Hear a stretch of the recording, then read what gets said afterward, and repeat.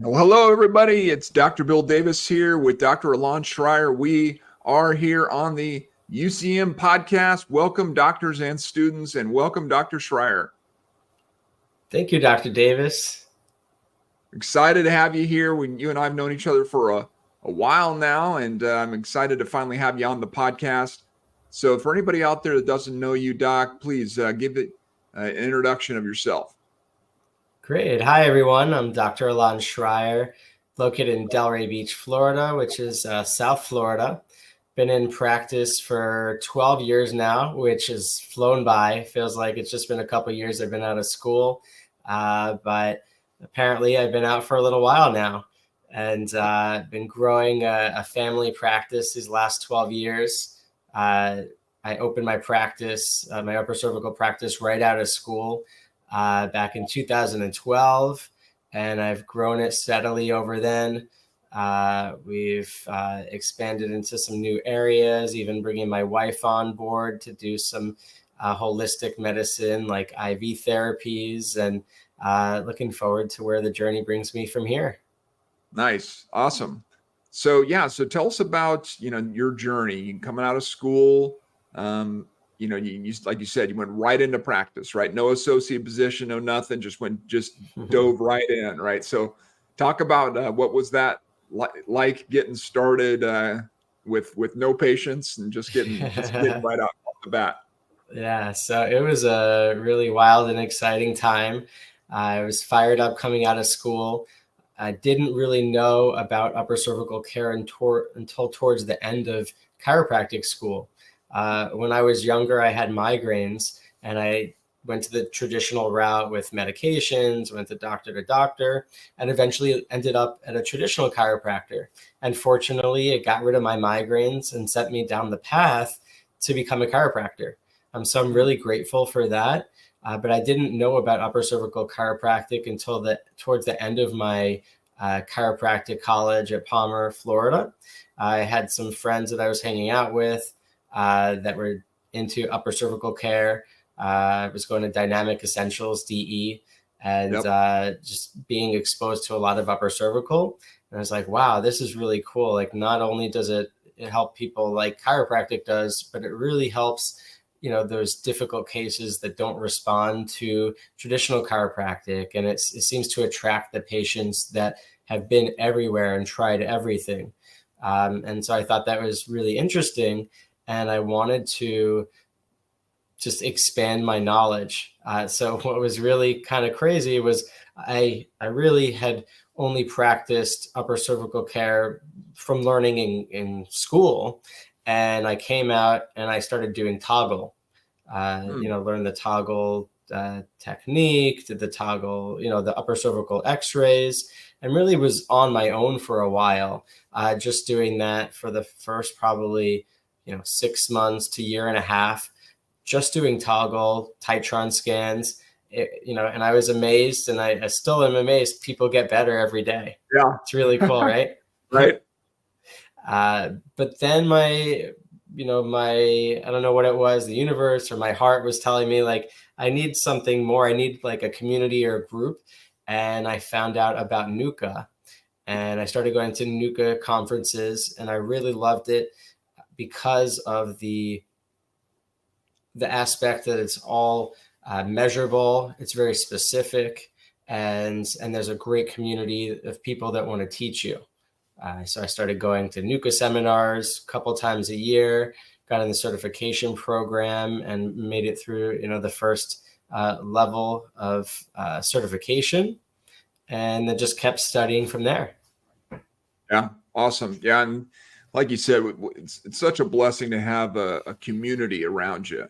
Especially when you're a chiropractor, you can feel a little bit, just isolated sometimes, right? It's just you and your practice and your patients.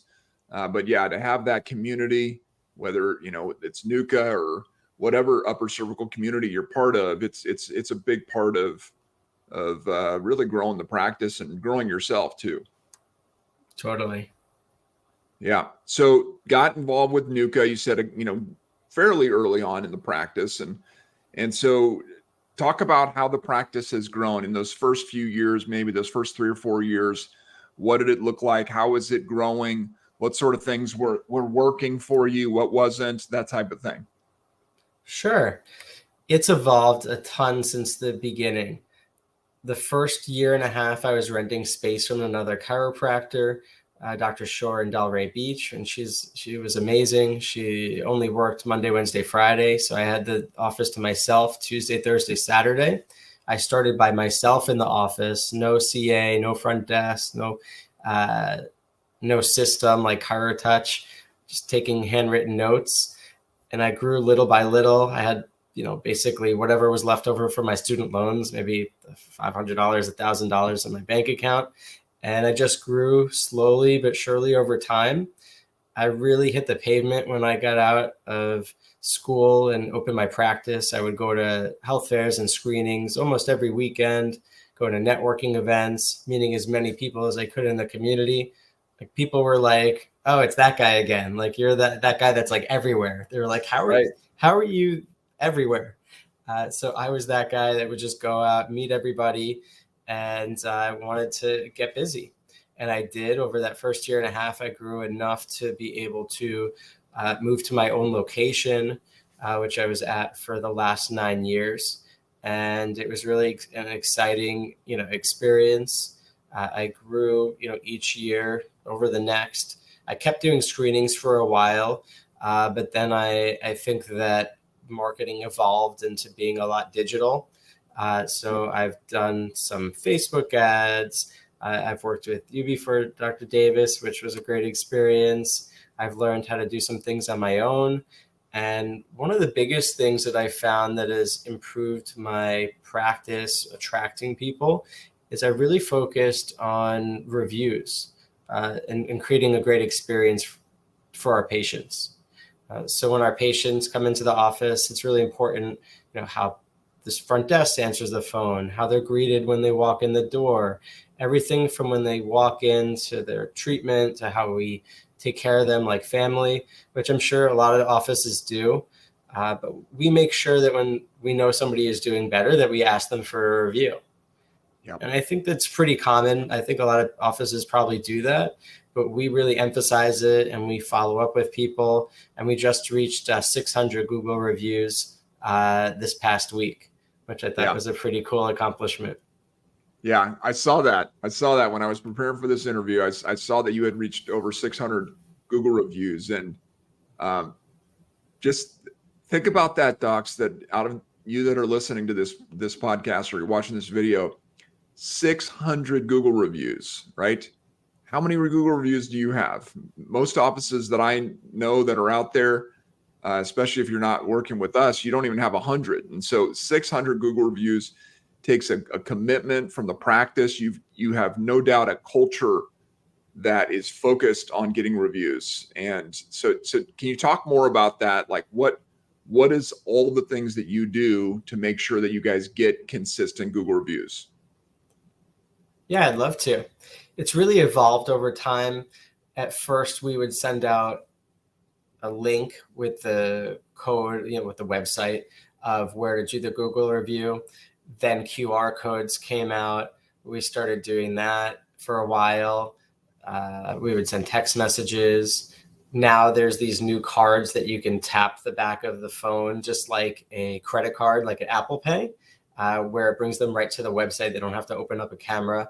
So I found that if you make it the easiest way possible for them to do the review, that's how you do it. I found that doing like automatic reviews, sending out an automated message to everybody didn't really work for me. And so I personally will ask people that tell me that they're feeling better, would you do this for us? Because it's going to help somebody that had the same type of situation or the same type of health problem that you did.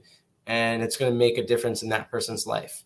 And so I make it not about me or our office, but really about how can you have an impact? How can the patient have an impact on somebody else that was struggling with the same health issue? And I think that's really the key is not making it about you or your office, but make it about, the patient and patient helping other people. That's it. Yeah. Yeah. And that's huge when because you got to keep the big why in mind, right? Like what is the purpose of your practice? And it's to help more people in the community. And so if you can get your patients to see that, then they'll want to leave reviews, because they if they didn't find out about your practice somehow, they wouldn't be in there getting help. And so yeah, it's when you can get somebody connected to the big why of what you're doing, then they're much more likely to leave that review for you. Totally.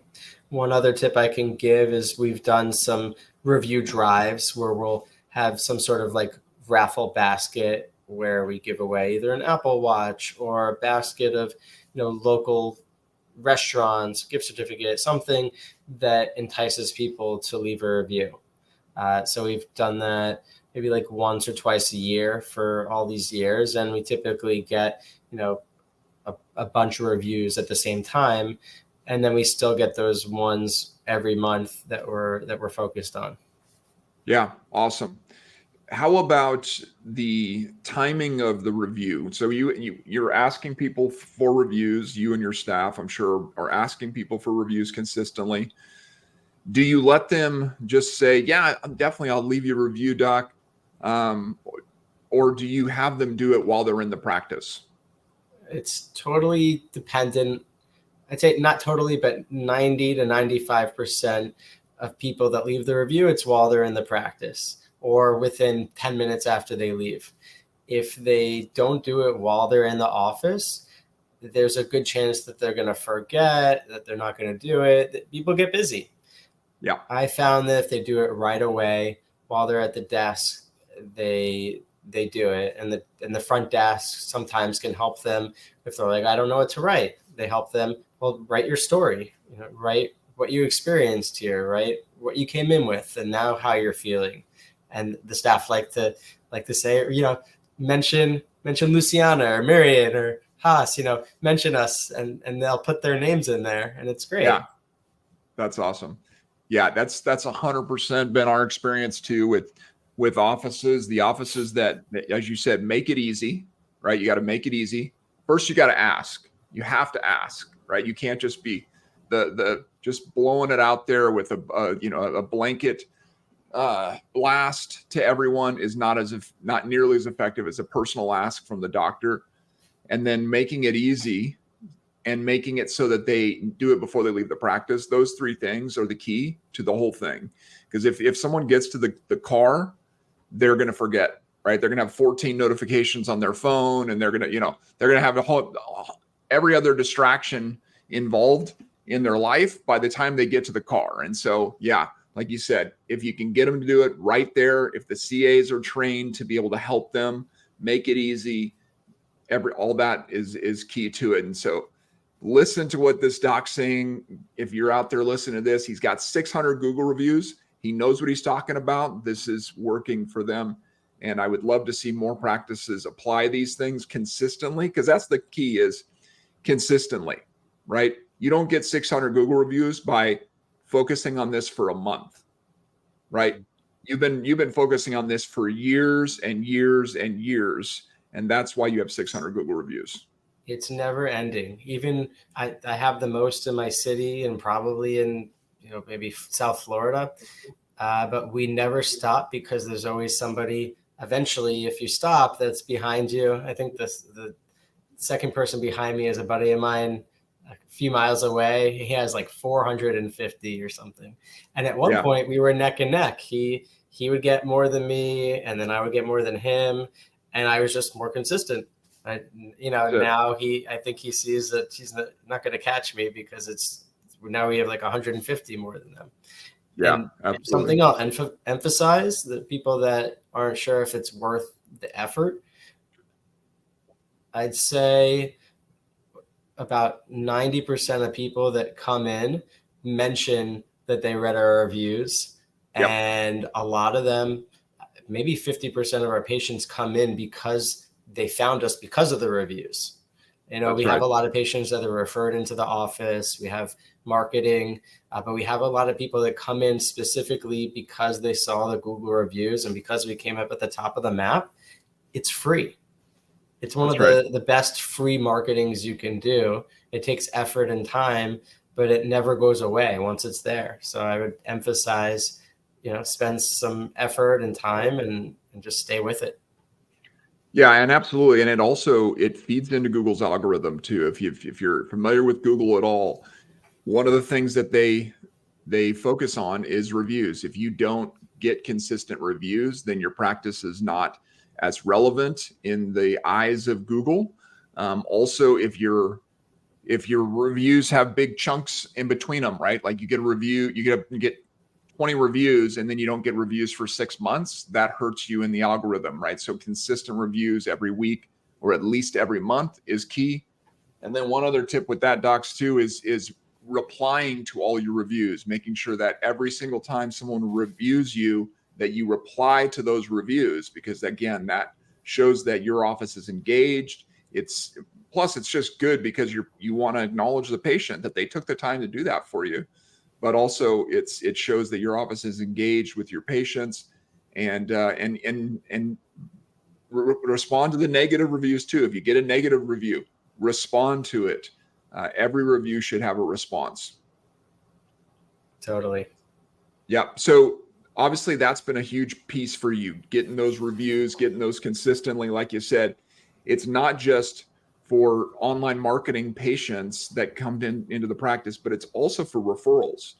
Referral conversion is significantly improved if you have a strong reputation online. It's like you said, 95% of the people that come into the practice mention your reviews as a reason why they came in. So absolutely huge. So other than the reviews, tell me other things that you've done, other things that have been real important to the success of the practice. Let's see, what else have I done? I haven't done screenings in a while, but I think that was a big part of my success, especially the first few years.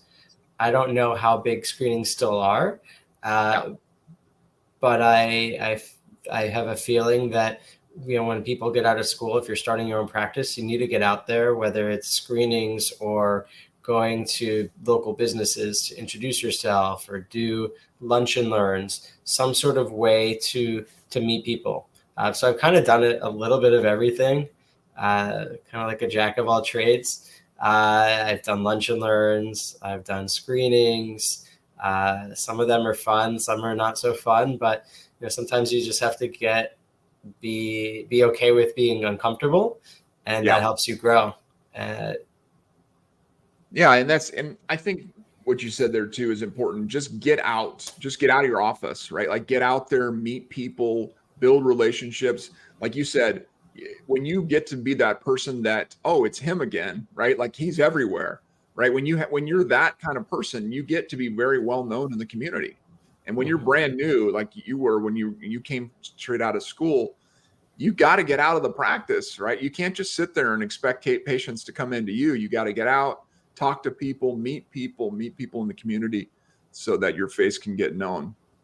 So talk about your staff and the team. How has that grown over the years, and how has that been? What sort of things do you do to make sure that the team is well trained to handle new patients and really keep everybody engaged? I'd say that it happened pretty organically. I went through a couple of staff members. My first staff member, that was my CA at the front desk, Pam, she was with me for like 7 or 8 years and started it during that first year. So I was really thankful and grateful to have her. She knew everything about the practice. She ended up moving, and I went through a few different CAs, and I hit a rough patch where I wasn't getting the right people that I wanted, and I think that every business goes through that. But I think since COVID, since 2020, I hired one front desk CA And then we have some therapies in the office now. And so now I have 2 CAs that do therapies as assistants. And I really have a great, group of CAs that know what they're doing, love their jobs. They all get along with each other. And so what I'd say is one of the biggest things is making sure that everybody gets along. Because if there's one person that doesn't get along with somebody else, it creates negativity in the office. And we have a really great group. So I'd say if you have staff already and you're hiring more staff, have your staff interview that new person too. Make sure that they get a good vibe from them. Because sometimes I think somebody's great. I think everybody's great. But then I ask my wife or my staff, and they're like, no, don't hire that person.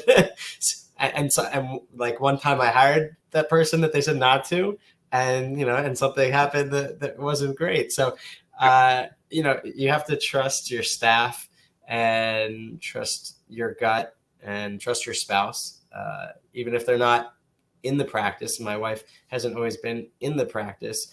But sometimes I would hire people and introduce her to them afterwards, and she'd be like, I wouldn't have hired that person. And so her opinion is huge to me. And now I make sure I ask her about hiring and most other things involving the office. Smart. That is good. Yeah, that's, you can't expect to be great at everything, right? And you may not be the best interviewer in the world. And so relying on other people within your practice is really important to get. Plus, it's just smart to do multiple interviews or have them talk to multiple people, and especially the people they're actually going to work with, right? Mm-hmm. So how about the training of the team? I mean, what sort of things do you guys do to keep the team trained up when it comes to, interactions with patients? So I do weekly meetings with my staff. I can't say I'm perfect. I do go through ups and downs with most things in practice. But currently we're focusing on doing the weekly meeting. I've gone through times where I kind of got too busy or just didn't feel like it. And we didn't do the meetings, but I always find that when we do them weekly and consistently, that things get better. Our numbers get better. Patients are happier.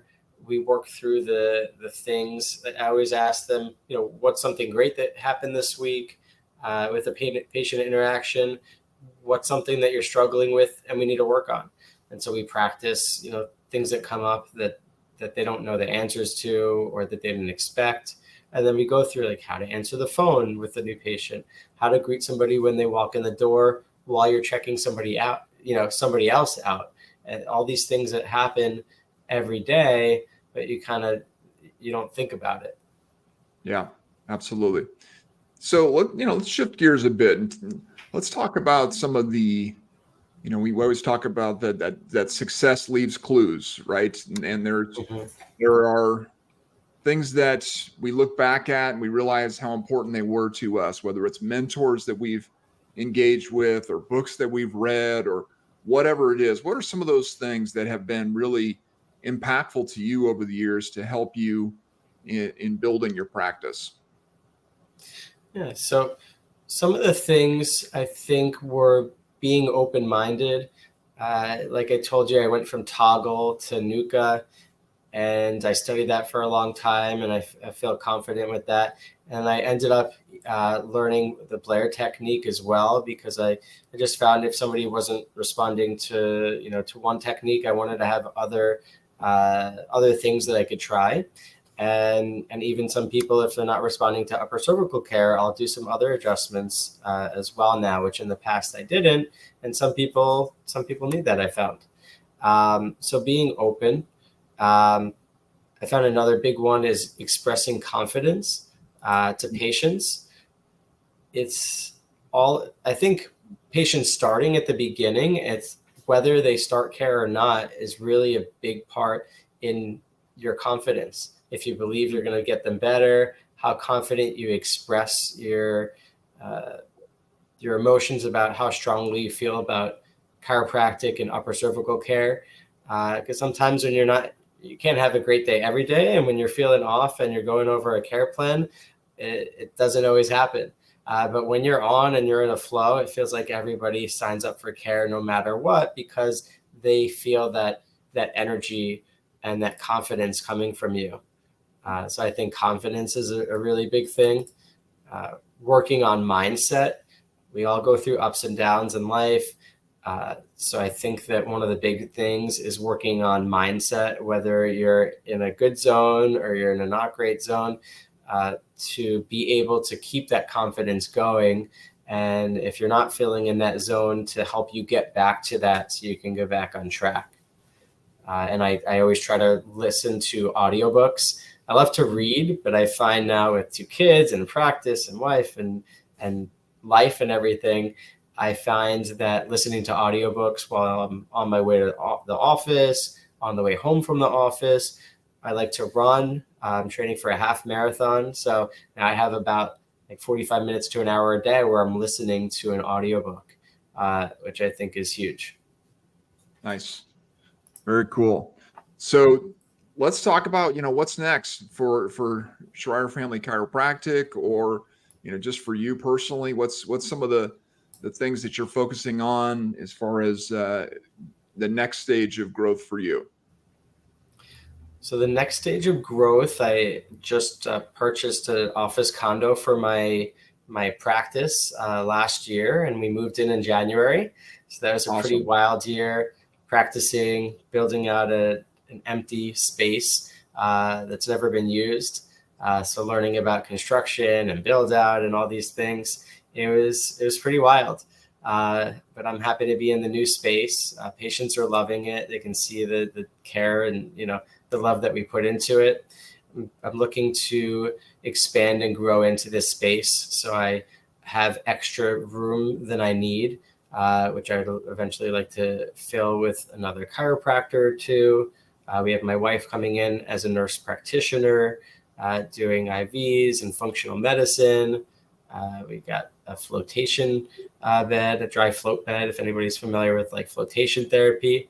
So I'm expanding to different areas so that the practice isn't dependent on just me. And I'd like to have a well-rounded practice that's helps people in different areas of their health that maybe they were going to their medical doctor and just getting prescription medications. Now, not only do we have chiropractic and upper cervical care, but we also have, IV therapies and flotation for stress relief. We have decompression and laser. So I want to be well-rounded. And in the past, I hadn't been open to, modalities or anything, but over time, I've seen the benefits, and patients, ask for it and end up liking it. Very cool. All right. Well, Doc, I really appreciate your time today. Is there anything else that you'd like to share with our audience before we wrap up for today? I'd love to share that just stay passionate about upper cervical care, get out in the community, talk to people, meet people. I myself need to work on this. Once you're busy, sometimes it's easy to just sit back and, try to coast, but really there's no such thing. You have to continue to grow in your life and your practice. And so really just get out there, meet people, create relationships, connections, and share upper cervical with the world. Awesome. Well, thank you again, Doc, for your time today. For everybody out there that's listening, just would love for you to like and share and subscribe to wherever you're listening to this recording. And as always, we like to say, go team upper cervical.